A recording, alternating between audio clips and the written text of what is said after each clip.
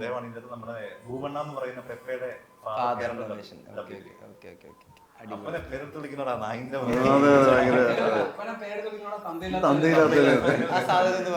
പിന്നെന്താ മോനെ അവന്മാരെ 14 വർഷം കാട്ടിലേക്ക് അയക്കാന്ന് മനസ്സാലെ നേർന്നിട്ടുണ്ട് ഞാൻ.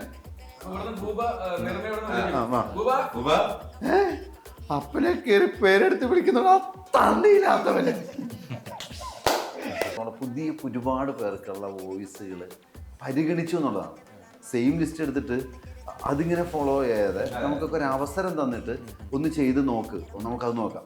എനിക്ക് തോന്നുന്നത് ഒരു 4-5 ക്യാരക്ടർ എടുത്ത് പയറ്റും മറിച്ചും തിരിച്ചും ഗുണിച്ചും കളിച്ച് എന്നെ എന്തായാലും ഉൾപ്പെടുത്തണം എന്ന് ഒരു മനസ്സുകൊണ്ട് തീരുമാനിച്ചാണോ അതൊരു ഭാഗ്യമാണ്. അതുകൊണ്ട് അവസാനം ഇങ്ങനെ ഒരു ഭൂമിയിലേക്ക് വന്ന് എത്തി. എന്നിട്ട് എന്നോട് പറഞ്ഞ ചേട്ടാ ഒരുപാട് പണിയെടുത്തു കേട്ടാ, ഇത് ഭൂമിയിലേക്കൊന്ന് നിങ്ങളിൽ എത്തിക്കാൻ വേണ്ടി ഒരുപാട് പണിയെടുത്തെന്ന് പറയുമ്പോൾ അത് വലിയ ഇഷ്ടമാണ്. പിന്നെ ഇതിനകത്ത് നമ്മൾ ഇവരുടെ കൂടെ നിൽക്കുന്ന സമയത്ത് നമുക്ക് തോന്നിയൊരു കംഫർട്ട്നെസ് ഉണ്ട്. നമ്മുടെ സജഷൻ പറഞ്ഞാൽ നല്ലതാണോ ടെക്, നല്ലതാണോ ടെക്. അപ്പോൾ ഇത് നല്ലത് സംഭവിക്കുക എന്ന് പറയുന്ന ഒറ്റ കാര്യം മാത്രമേ ഇവിടെ നടന്നിട്ടുള്ളൂ.